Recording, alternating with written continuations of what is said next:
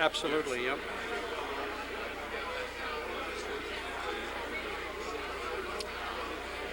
Good evening, ladies and gentlemen. My name is John Ruggie, Director of the Center for Business and Government here at the Kennedy School. I'd like to welcome you to tonight's forum event on combating AIDS in Africa and Asia and the role of business in particular. This is the kickoff event of a major series of workshops that Harvard University, several schools on campus, is undertaking with a number of partners, including Unaids and the World Economic Forum, to organize the private sector, civil society organizations, as well as governments, figure out ways to build networks, to build partnerships to help combat this pandemic, which is having such extraordinarily destructive consequences, particularly in Africa and now looming in Asia. Our speaker this evening is the Executive Director of Unaids, Peter Piatt. I'm very pleased that he is here tonight, dear personal friend. Last night, Carol Bellamy spoke in this forum on the Millennium Development Goals. History will someday show in a footnote that the development Millennium Goals came to include HIV/AIDS reduction, thanks to some back-channel work between Peter Piatt and yours truly. Peter controlled all of the information and the ideas, and I controlled the word processor. And before the heads of state and government that signed on to the Millennium Declaration knew what they were signing on to, they had committed themselves to a serious program of HIV/AIDS reduction. To introduce Peter Piatt tonight, we have with us our very distinguished provost of Harvard University, himself a scientist, Dr. Stephen Hyman, to whom I will now turn over the show. Thanks.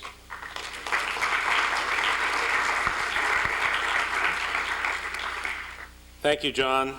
This is a very important meeting, and I congratulate you on its conception, and my understanding is that it's going very well. I think it's important to say that it is an important piece of a growing focus within the university to think about AIDS in particular and about disease in the developing world in general. And I look forward to many more such fora in the coming years.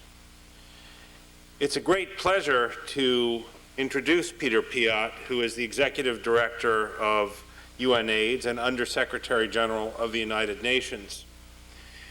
He's been the Executive Director of Unaids since its creation in 1995, and he has, of course, a distinguished academic and scientific background that is focused on AIDS, but also on other communicable and sexually transmitted diseases, and also on issues of women's health in the developing world. Using his skills as a scientist, as a manager, and as an activist, Dr. Piatt has challenged world leaders to understand AIDS not only scientifically, but also within the context of social and economic development, as well as within the context of human security. And this issue of understanding within these broader contexts is so central to this entire program. Under Dr. Piatt's leadership, Unaids has become the chief advocate for worldwide action against AIDS, with the global mission of leading, strengthening, and supporting an expanded response to the epidemic. Unaids has brought together 8 organizations of the UN system around a common agenda on AIDS, no small achievement, and has been spearheading relevant UN reform. Dr. Piatt, as John Ruggie reminded us, is a scientist who earned his medical degree from the University of Ghent and a PhD in microbiology from the University of Antwerp, Belgium. He's held professorships in microbiology and public health at the Institute of Tropical Medicine in Antwerp, the Free University of Brussels, and the University of Lausanne, and the University of Nairobi, Kenya, and has undertaken research at the University of Washington in Seattle. He has been closely involved with very important scientific discoveries in microbiology relevant to medicine in the developing world. He has been an extraordinarily successful organizer, activist, and administrator. And let me just say, Peter, welcome. We're glad that you braved the snow and got here, and we look forward to hearing from you.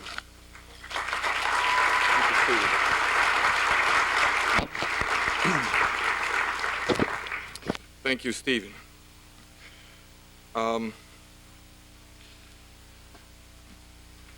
It's a real pleasure to be here today and after a day of intensive discussions on a subject that is really close to my heart. And it comes also at a critical point in the global response. And Unaids and myself, we're very proud to be associated with this initiative that John Ruggie has taken. And so let me also a moment to greet my friend John Ruggie. And John, the Millennium Goals, the Millennium Development Goals, are always so shaped by you, and I'd forgotten about the back channels, it's true, but it was one of my objectives of that year, is to do anything possible to make sure that one of the Millennium Development Goals would deal with AIDS. Because I realized if that wouldn't be the case, we would have missed an incredible opportunity to have them endorsed, have the issue of AIDS endorsed by the top political leadership, because never before had so many heads of state gathered and around a common agenda. And the Millennium Development Goals are really playing a critical role in shaping the institutional landscape, the territory around which I'll address most of my comments tonight. Let me see this water here. It's also good to see again so many friends, to use the terminology of the day, comrades in arms, you know, in the fight against AIDS. Many who have devoted many, many years of their life in fighting AIDS or in living with HIV. So let me now go straight to the heart of my subject. And that's the AIDS epidemic. As Colin Powell said not so long ago, one of the greatest threats to global stability today is the AIDS epidemic. And coming from him, that was an enormous statement. And I would add also that this is one of the greatest leadership challenges of our time as well. And I'll come back to that. I think that today's leaders will be judged by history how and what they did to confront AIDS. Now, when we look at the world today, and the theme of the workshop that we've been participating, some of us here, is the power of partnerships in Africa and AIDS to confront AIDS, in Asia to confront AIDS in these two continents. And some of us heard Barry Bloom at lunch, who painted where we are with the epidemic. But let me just give not figures, but picture what I think is going on at the moment, particularly in Africa and in Asia. AIDS in Eastern and Southern Africa is perhaps entering what I would call chapter number 3. After more than a decade in which the spread of HIV was largely silent, and people living with HIV were silenced, we had a second chapter, a chapter of widespread illness and death. And in the third chapter, which is only now coming into a clear view, we see the first large-scale manifestations of the societal impact. The generation of orphans, a food crisis, where cyclical coping with the drought and with natural disasters is now where these mechanisms are failing, because too many men, and particularly too many women, have died or are too weak, and the children left behind have neither the skills nor the labor required for food production. And I don't think we can imagine as yet what chapter 4 will bring us. And the depressing reality is that even in sub-Saharan Africa, even in southern Africa, this epidemic has still a very long way to run. I've thought so many times that we would have reached the peak of new infections, the peak of the prevalence of the rate of infection in a population, and then every time a new vista of awfulness opened up. It was really unconceivable to me in the 80s when I started working on AIDS, which was in 83 in Den Zaire, in Kinshasa, that one day we would have nations where nearly half of all adults, young adults, would be HIV positive. I could just not conceive that. And yet, that's what we're seeing today, for example, in Botswana and in several cities in southern Africa. So, and as the epidemiological landscape is sharpened and redefined with each round of surveillance, the evidence of the impact of the epidemic moves now into focus. I can't just remember all the figures, so many people infected and this prevalence of this and that. What we're seeing in southern Africa, in eastern Africa, is the beginning of a societal impact. And also the beginning of an incalculable social and economic cost.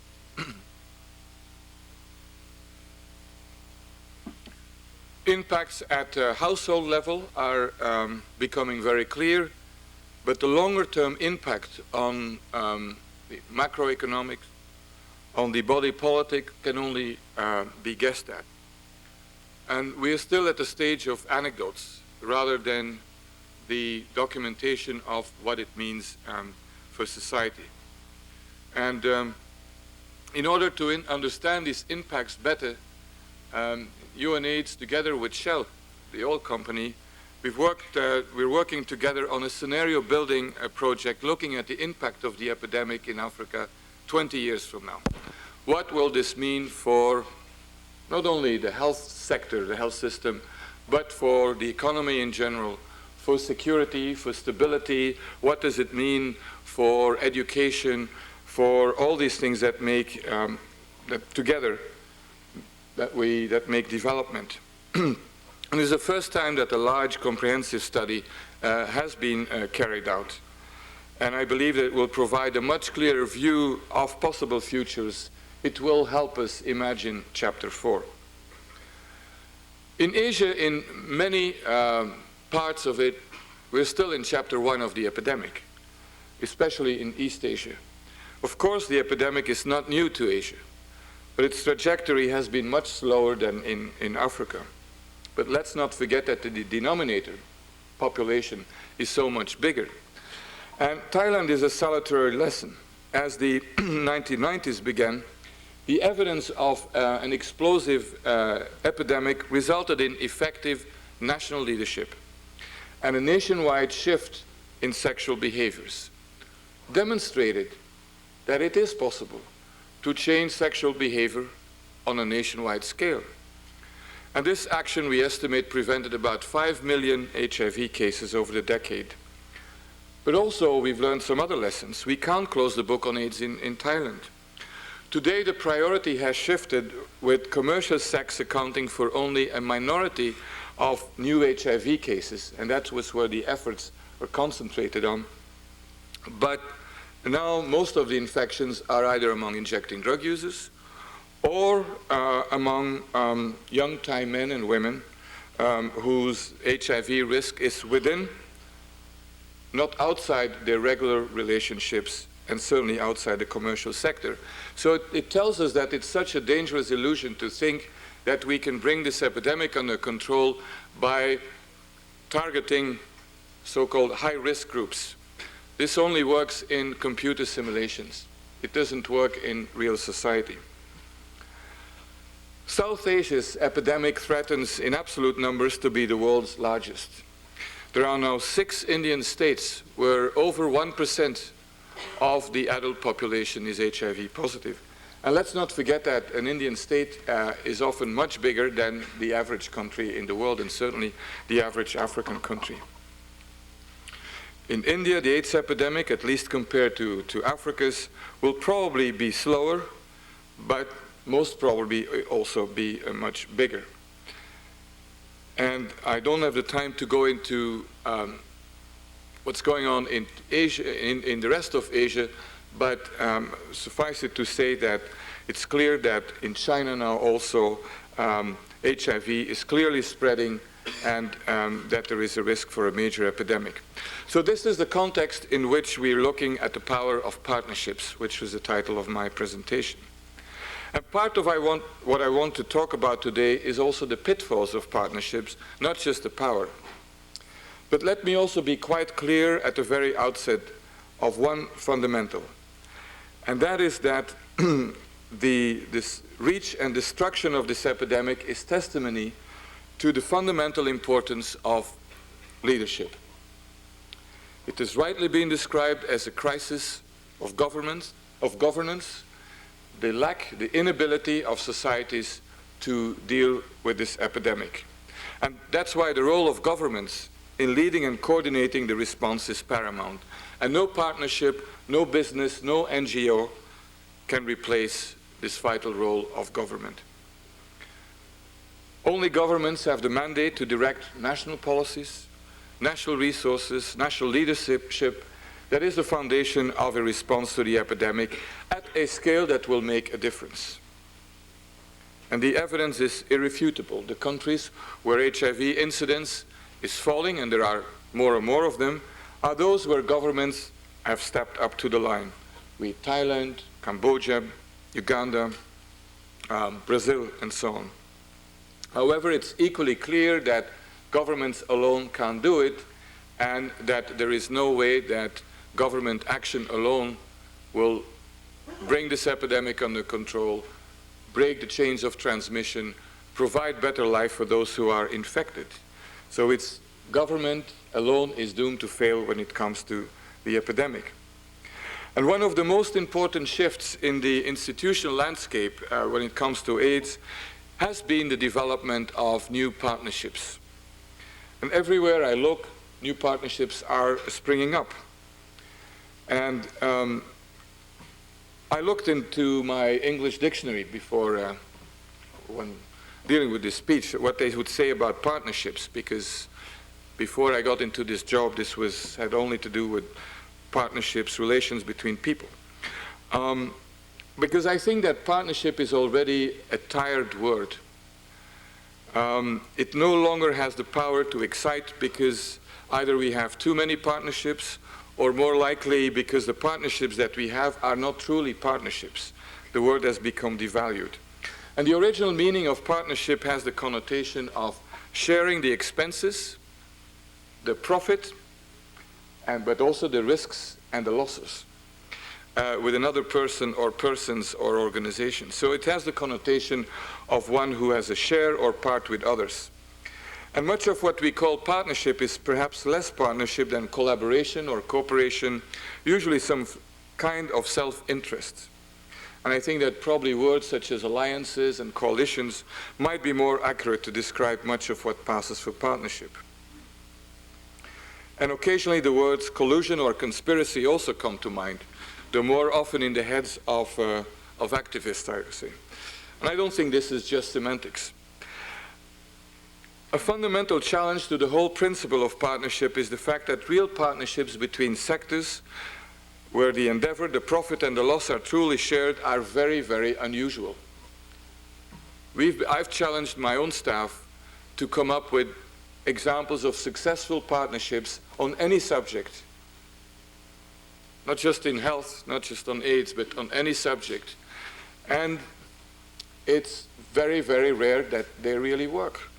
When we look for examples that are truly powerful, we found the best precedents that approximate the scale and urgency that we need to what we need for AIDS. They come from experiences of wars or acute crisis.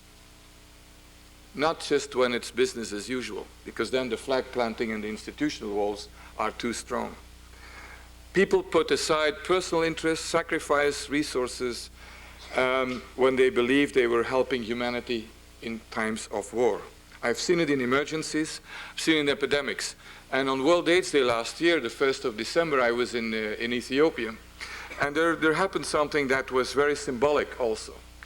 What happened is that at 6:30, World AIDS Day, that all the church bells in the country were ringing, that in all mosques the imam would call, and that's something that only happens in case of an invasion, indicates the beginning of war, so on. And that was the symbolic signal that the country is now going to be totally united and totally committed to the fight against AIDS. That was one example where we had all the churches and the religious denominations and the government work together, but using this symbol of war. But outside war situations, I haven't found really many good examples of partnerships. And AIDS, nevertheless, is undoubtedly a global crisis, but one of a new kind. Again, I can't find any precedents. It's a crisis that brings in it both the connotation of an acute problem, an acute crisis that requires humanitarian type of interventions, and on the other hand, it has all the characteristics of a long-term development issue.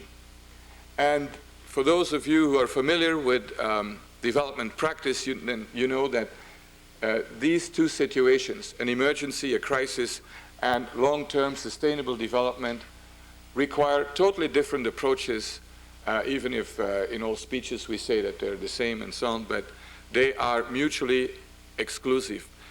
In times of acute crisis, you can just forget about capacity building and so on. You go for it. You want results because you know that by mobilizing all forces, one can get over that crisis very soon.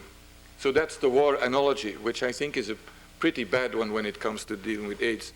And then what we're seeing with AIDS also is that AIDS itself is undermining the capacity of whole societies to deal with AIDS itself, because it's killing people. AIDS does to societies what HIV does to the human body. It undermines the defense mechanisms, immune system, in case of the body, biological terms, the defense systems that are supposed to protect us against microorganisms and diseases, and in society it undermines those forces in society that are meant to defend us against all kinds of problems. So what works in partnerships? I think the most effective partnership up to now that has worked in terms of AIDS has been political activism. Without political activism, we would not be where we are today in response to AIDS. Coalitions around treatment, particularly, have shown remarkable results. And within the space of a couple of years, they have changed the way in which governments and individuals alike look at care. And look at some unlikely coalitions that are happening around this issue in South Africa. From the churches to the Communist Party, big business, unions, and so on. People living with HIV, all pushing for the same agenda. But more often, however, institutional barriers don't tumble. Despite the fact that we're in a situation which may be worse than war, certainly in terms of the number of people who are dying, partnerships around AIDS remain very difficult.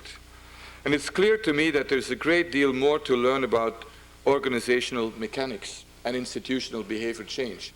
So a lot of work to do for academia.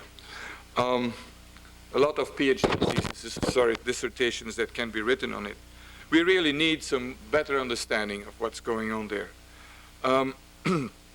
Unaids itself is a partnership, and as you heard, Provost. And my work in Unaids, and our work with, in various partnerships with pharmaceutical companies, for example, around the Accelerating Access Initiative,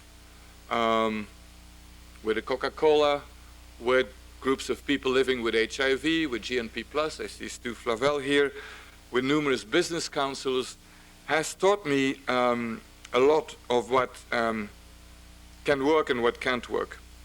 And let me give you a few lessons there. First, organizations act mostly out of self-interest or in line with their mandates. And that's fine as far as I'm concerned. And the alliances that we build must recognize this. Let's not be naive, and that's often not the case. We're not trying to change any organization here, though we probably need to understand each other better. Secondly, and that is that transactional costs are an inevitable and necessary part of effective coalition building. And they will pay off in the longer term.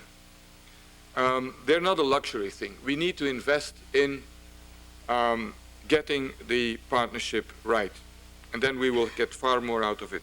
Third, different organizations have very different amounts of resource than they can put into building partnerships. For example, developing country governments don't have the luxury of large and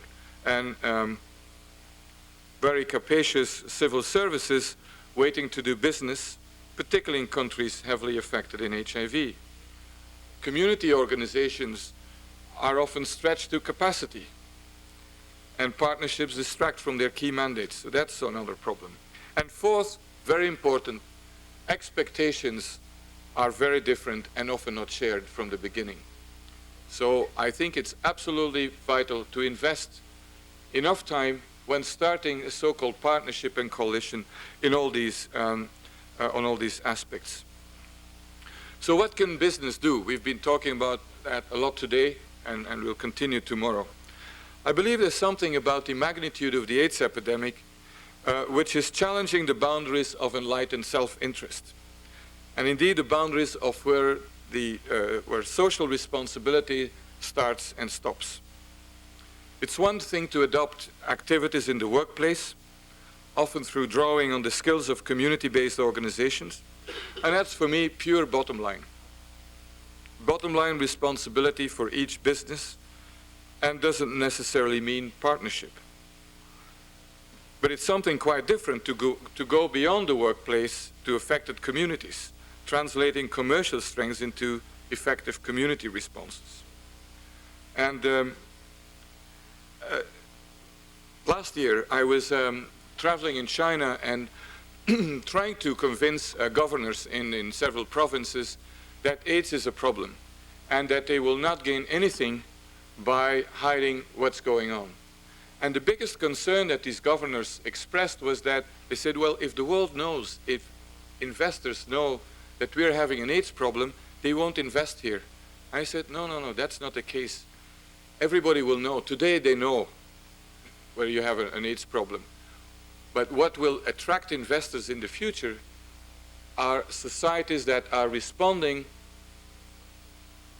vigorously, bluntly, boldly, and wisely to AIDS, because they know that these are good places for investment.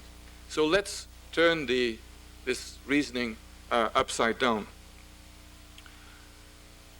So the first and most important contribution that business can make is to, in the fight against AIDS, is in the workplace. And there are now more and more innovative workplace programs.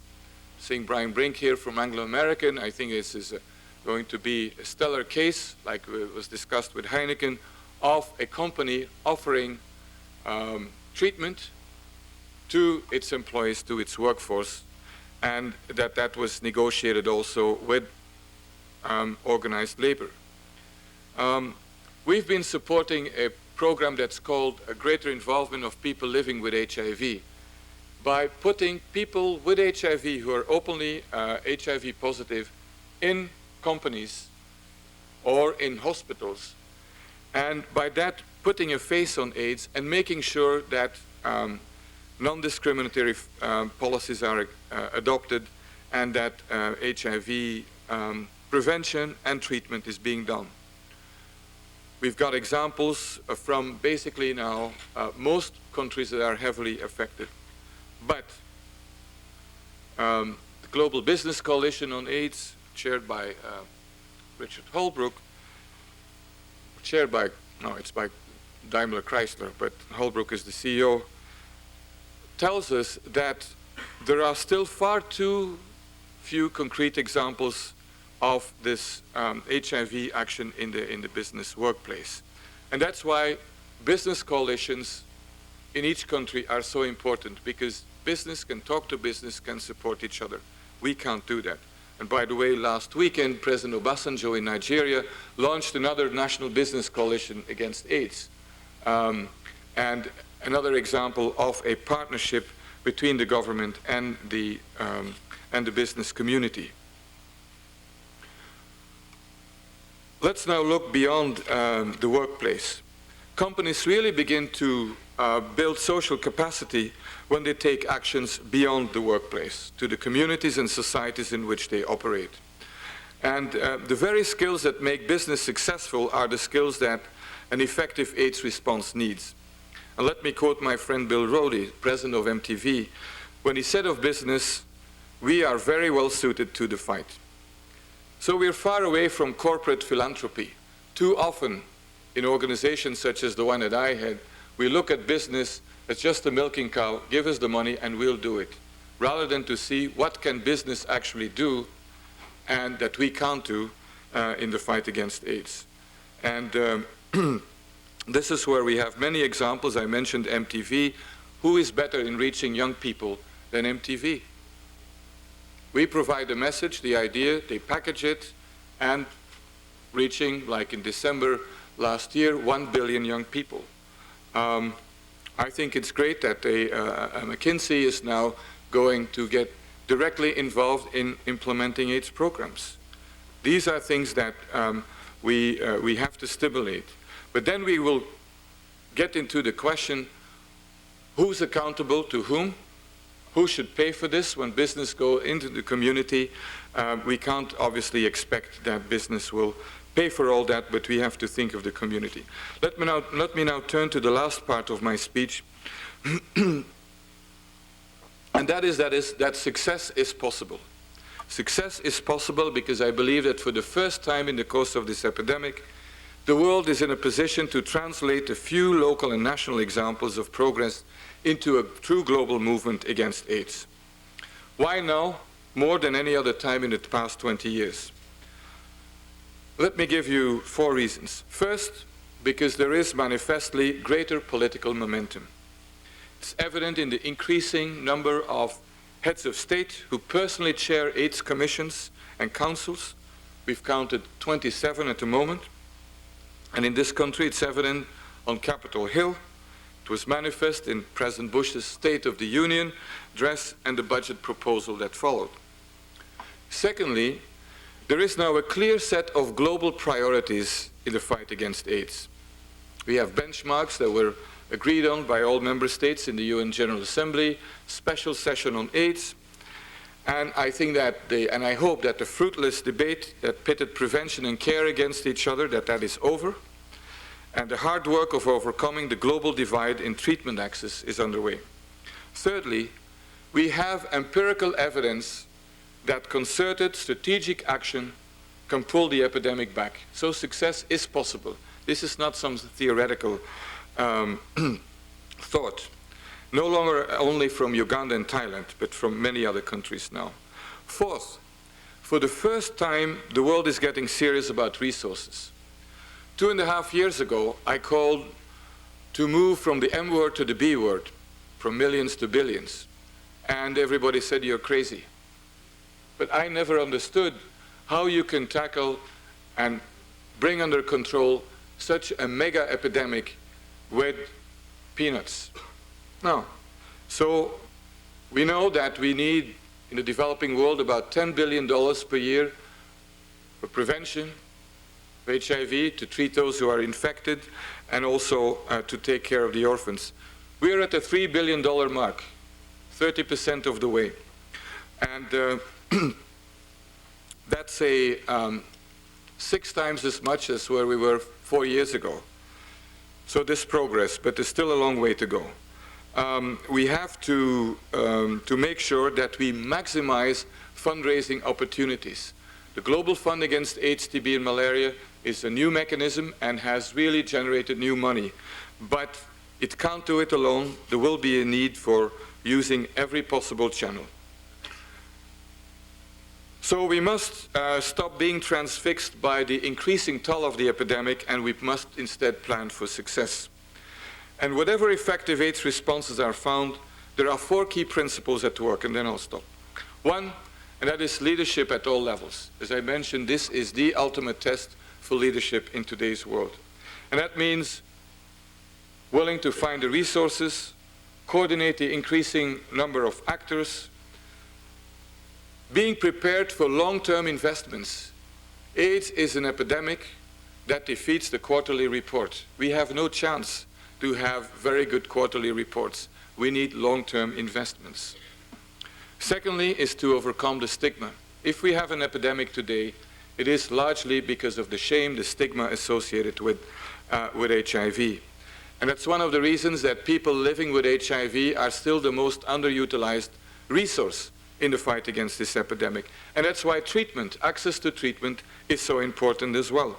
3, it has to be grounded fully in the community and in the culture. The big mistake from many AIDS programs 10 years ago, 15 years ago, was that they were coming totally from the outside and the graft didn't take.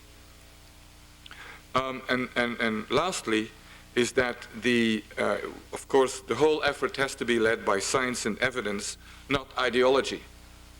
And there's a lot of ideology in here because we're dealing with sex, we're dealing with drug abuse, and we just can't afford it when it comes to saving lives.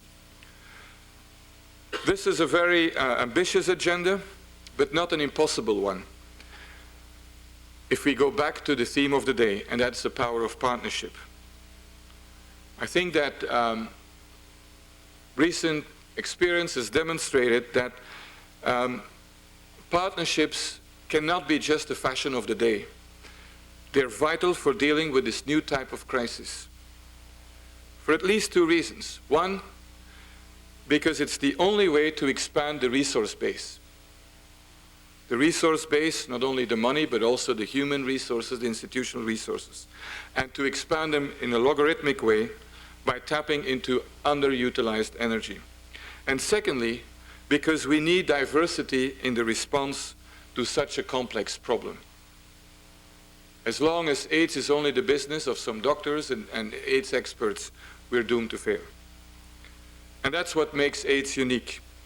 No other issue today brings together the Secretary General of the United Nations, activists, business, people living with HIV, the pharmaceutical industry, not necessarily in a very harmonious dialogue, and that's not necessary, but at least all fighting for the same goal. So these partnerships are about nothing less than the difference between life and death for millions of people. Thank you for your patience.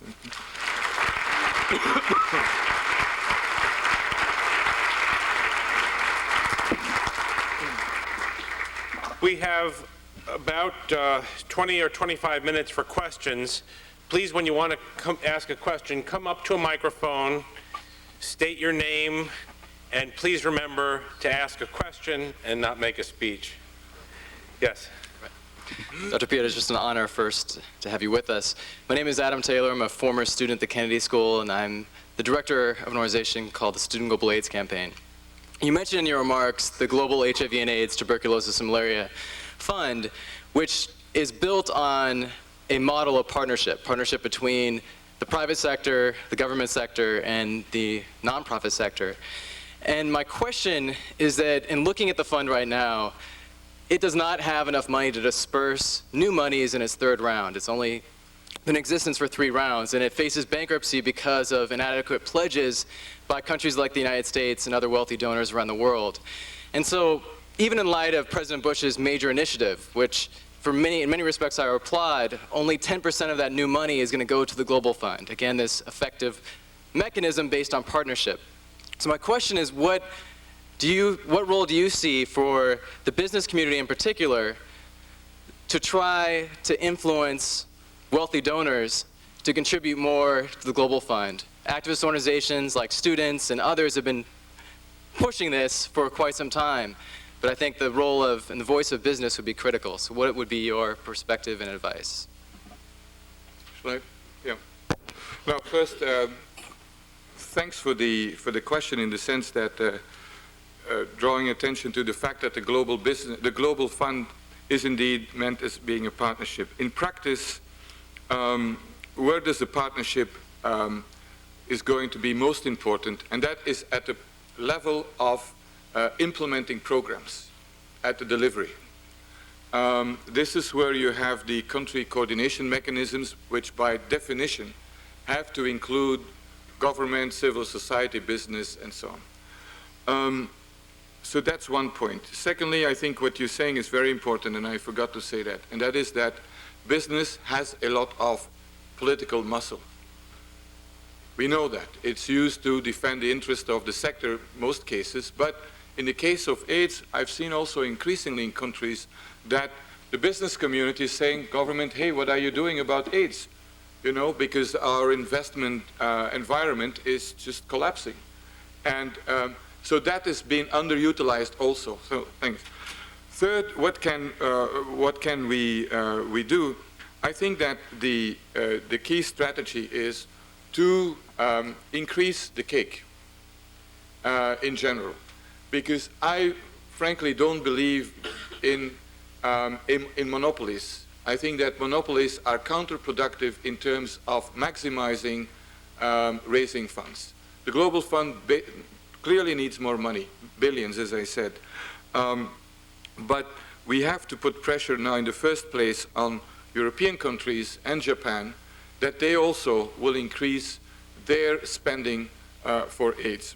But we have also to tell the truth there, and that is that many European countries are spending 0.7% or more of their GDP on development aid, which is not the case in this country. And so in absolute terms, it's a lot of money, but we have to see also what are the shares of the various wealthy nations in this. And then lastly, in terms of what business can contribute, my view is that if every single business in the world would have a vigorous AIDS in the workplace program, providing treatment to its employees and making sure that HIV prevention programs, that would be collectively an enormous contribution, which would count into the billions as well. So it's a mixture of that. Thank you. And thanks for your good work. Do you have a question up there? I do. My name is Katie Holland. I'm in the International Development Program here. I want to thank you for speaking about AIDS at the Kennedy School, because I think it's a topic that needs more attention here. You've done a lot of talking about partnerships today, and I'd love to hear you talk a little more about the partnership of Unaids with the World Food Program to address the nutritional issues with AIDS and the food crisis. Yes. Well, partnerships was the theme of the speech, because that's what we've been, with a group of people here, we're trying to figure out not whether partnerships are necessary in responding to AIDS, but how to do it. I think that's a real question. Now, you're alluding to the fact that there is in Southern Africa, and perhaps also in the Horn of Africa, there is a food crisis emerging, which is cyclical.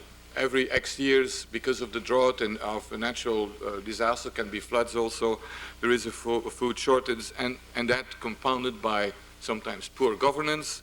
But this time we have a new type of food crisis because it's exacerbated by AIDS. Because as I mentioned in my speech, agricultural production, food production has been going down because of AIDS, which is not limited any longer to urban areas.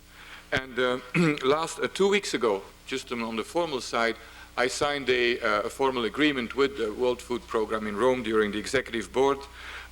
What we're trying to do now is to create a new type of response to AIDS in Southern Africa, where we combine acute humanitarian type of response, and which includes food aid, but food aid which is adapted to the new needs, for example, of communities where lots of people are weakened because of HIV, special nutritional requirements, where we also are looking into the longer term how to make sure that weakened communities that they will, after the acute crisis, that there will be food production that will be back to normal before. Because I'm concerned that unlike normal food crisis, where when the rains come back, people start planting again and so on, that because of AIDS, this will not be the case. So with World Food Program, we're looking into that, how to do that, and preparing for when the rains will come. And thirdly, is to also ensure that the thousands and thousands of humanitarian workers who are working in this business are also behaving in a safe way, that they are not contributing to spreading HIV, that we have HIV in the workplace programs in our own workplaces, because there are thousands of truck drivers, et cetera, et cetera. So these are some of the elements. And question waiting over here, and then this gentleman, and we'll go up to this one. Thank you so much again for coming. My name is David Darst. I'm an undergraduate, third year, studying economics and government, and involved in co-founding something called Medicine in Need out of Department of Engineering and Applied Sciences. And we're working with some of the faculty administration to try to develop a new therapy for tuberculosis, actually to do inhalation therapy. A lot of the roadblocks that we've run into have to do more with getting everybody on the right page, raising money. We've been able to raise about $500,000 in-kind contributions from a pharmaceutical company co-founded by a professor here. That being said, right now, a lot of what we've done with the Gates Foundation, other foundations we've tried to raise money from, has not come to fruition. And there are various resources here at Harvard. I've seen various people I've met, somebody interested in starting a company to do liposomal AIDS therapy. He can't get any sort of backing from the university and is having a very difficult time. And I think there are quite a few resources just from the undergraduate population as well as the medical school and everywhere else that could be tremendously helpful. And I'm wondering if you personally and Unaids and various other programs out there would be interested / willing to take more of a role in helping Harvard, not just students, faculty, administration, President Summers, everybody else taking on more of a role in kind of having some sort of global health center that would allow us to tap into the resources that exist, not just pharmaceutical companies, but human clinical trials that would need to occur, for instance, for our therapy to go through. And I think the science definitely is there, and the funding is not yet there, although it could be there. And I think someone like yourself or others at more of a national level could be tremendously helpful to all of these projects. So are you interested? Well, it's a brave attempt to raise funds from us, but I think that Harvard is big enough to to do that. But I think that you're no, there are two important points that I think that you make. One, there is indeed a need for investing in the development of new drugs, particularly for multi-resistant TB, etc. And academia has a role to play, but ultimately it will be industry which will do the R&D. But there is clearly a need for more incentives because there are market failures, to put it that way. Secondly is that one of our key programs is improving access to treatment to as many people as possible in the developing world. This is where the new money for HIV is so important. This is why it's so important that big companies, Heineken, Anglo-American, De Beers, and so on, that they are now offering antiretroviral therapy to their employees, because that will also put pressure, if only moral pressure and public pressure on governments, so that governments will also take that on. And we are now entering in a phase where the debate is not any longer should we offer treatment, but how to do it. And that's a matter of gaining the experience. When people tell me that there is no capacity, that there's no infrastructure, I mean, that's clear nonsense. I don't know of a single big city in Africa or in the Caribbean that has used to the maximum its existing capacity to provide that treatment. But what is true is that even at much reduced prices of the drugs, and they're still too expensive, but even at much reduced prices, someone has to pay for it. So that's why it's so important that the funds are being raised now. Do you think Harvard, just follow up, do you think Harvard itself, with all the kind of Okay. I'll talk with you after. That's fine. Thanks. Thank you very much, Mr. Chairman. John Rwamshana, Uganda, from the AIDS Commission that coordinates AIDS activities.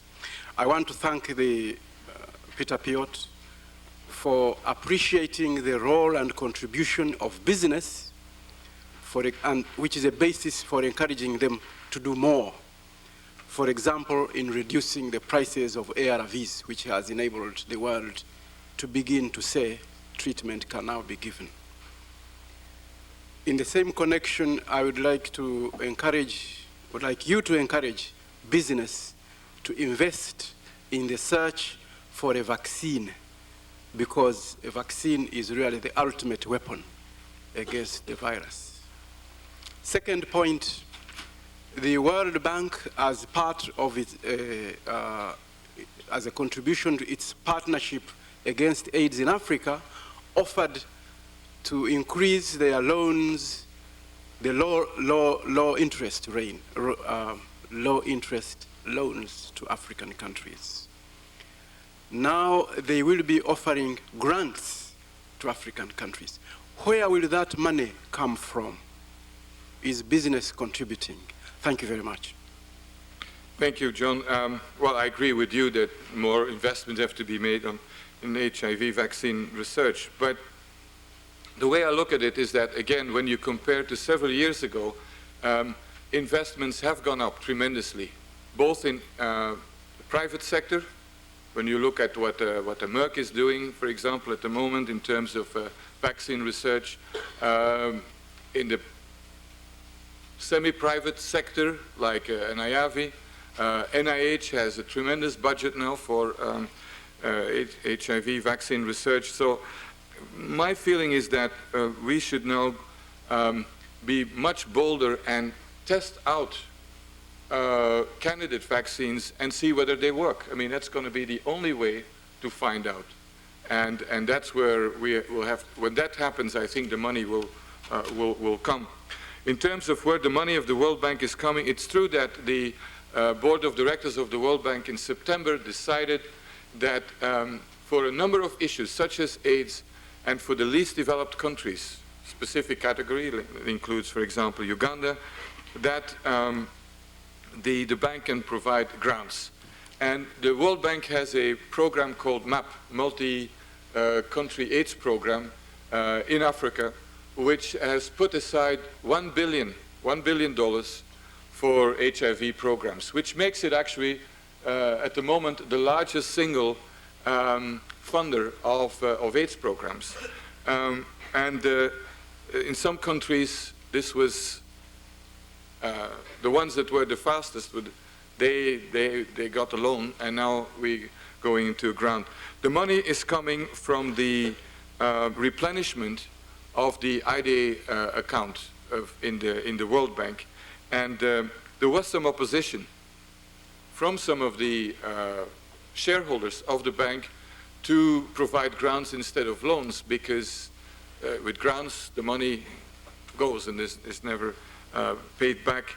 So it will require replenishment of the World Bank's treasury by the same donors that are supposed to give money to the Global Fund and to and have bilateral programs.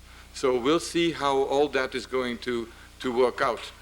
But in general, one can say that that money comes from usually from the ministries of finance, in contrast to the money coming for the Global Fund, for example, is ministries of international development. Of course, it all comes from the same account, but government works with silos, and so it comes from different silos. And that's one of the reasons that I strongly believe in this, in multiple channels, because one of the worst case scenarios for me would be that all the increased funding for AIDS would be taken away from investments in education, in child health, in rural development, and so on, because then we would undermine really the efforts in dealing with AIDS.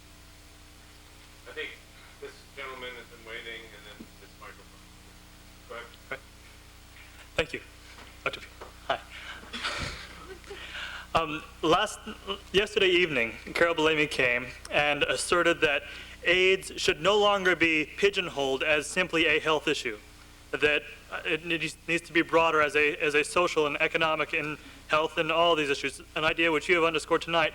But it seems still that the standard response is still a very biological response in antiretroviral drugs and contraceptives, which are good and extremely helpful in doing this, but I wonder if they actually address the issues of societal degradation. It seems that one of the basic units of society and societal perpetuation is the family.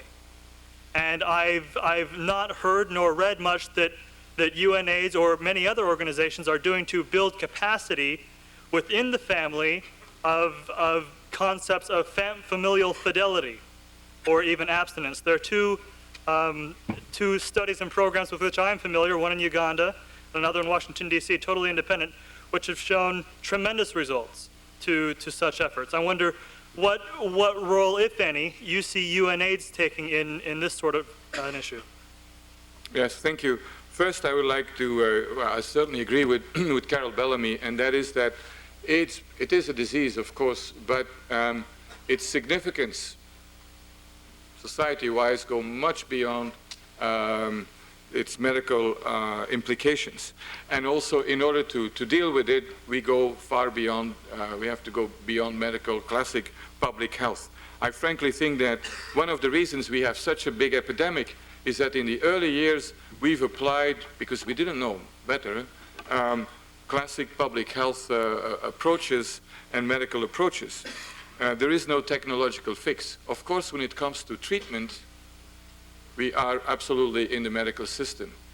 But I think that when it comes to prevention, that doctors may not be the best channels to do it. I think journalists may be more important. From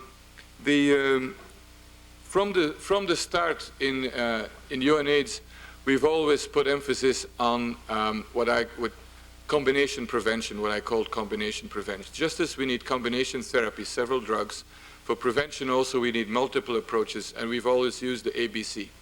From the beginning, inspired by what was going on in Uganda.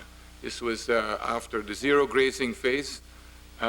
This is, I don't know how many years ago, but from before Unaids even existed, that we've always said you need tailor-made package so that depending on where you are in your life that you can use that. And someone who pioneered that was actually a Catholic priest in Tanzania with an education program called the Fleet of Hope, where the AIDS epidemic is compared to a flood, a biblical flood, and where you have then the options are abstinence, be faithful, and the condom.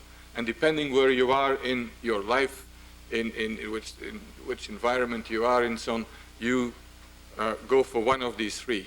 And the baseline is to stay out of the water. So, thanks. Do you have a question? Yeah, I'll try and keep it brief. My name is Derek, social studies concentrator here at the college. And you mentioned treatment access in the developing world. And my question drives at sort of intellectual property rights and what role you feel, specifically the agreement on trade-related aspects on intellectual property has on sort of access to, antiretrovirals in the developing world, with regard to how those provisions are interpreted in practice, with respect to compulsory licensing and parallel imports and things like that. Sort of how does that, your views on that? Yeah. 4 out of the 10 questions that I got when I was interviewed for a job in WHO were about intellectual property rights. So, and we're, and you can't please everybody on that one. First, I'd like to say that I strongly believe that without protection of intellectual property, that we will not have the new drugs that we need also for HIV, and we've had, I think the industry has been quite successful in that. That's one thing. Secondly, the question for me is who should pay for the monopoly that is granted when you have a patent holder. I've got several patents myself, not in this area, but who should pay for that? Should the poor pay as much as the rich, to put it in very extreme terms? And for me, the answer is no. That we need a system where in poor countries that people can have access to these medicines and where they don't have to compensate industry for the investments in R&D. That compensation should come from countries like the US, my own country, in Europe, and so on. And I think that most of the companies, the major pharmaceutical manufacturers, they can speak for themselves, but agree to that as long as we shouldn't ask to sell these drugs at a loss. That's also clear.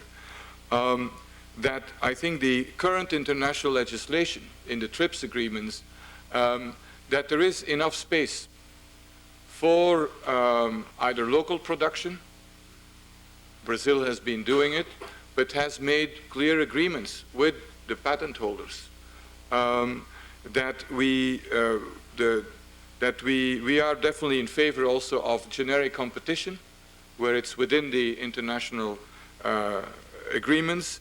I think that there are far more holes in the system today, in a legal sense, than we think, but they're not being used. For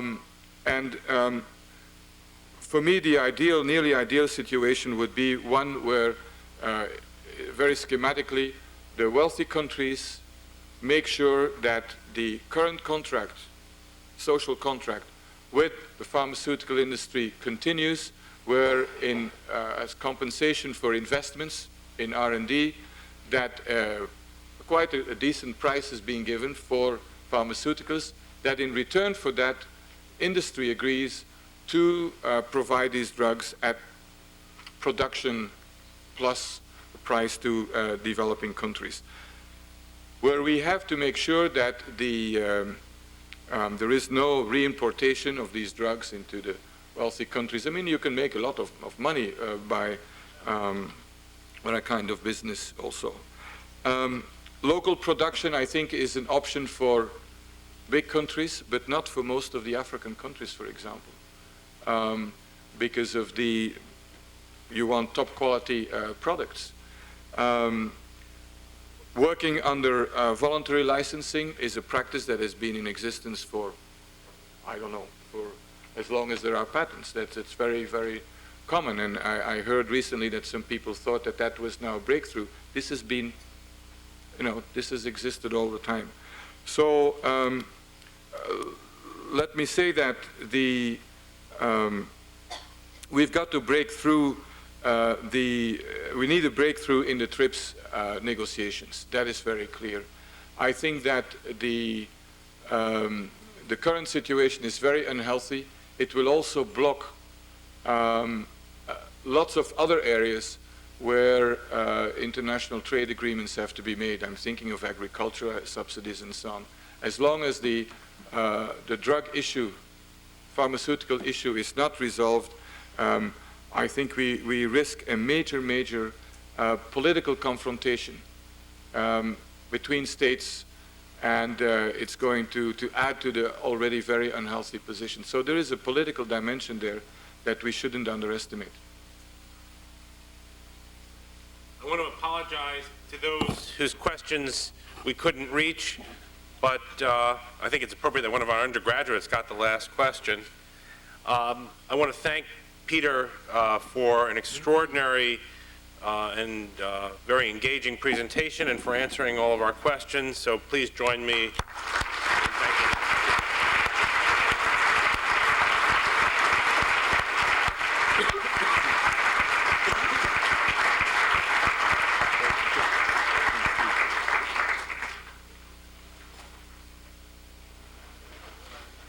Really having the flu or something, I mean, it's Too much dry air in the building. yeah. No, it's more than It's more than that? started yesterday. Well, we gave you a real workout. Oh, that's okay. And more to come tomorrow. Yeah. All right.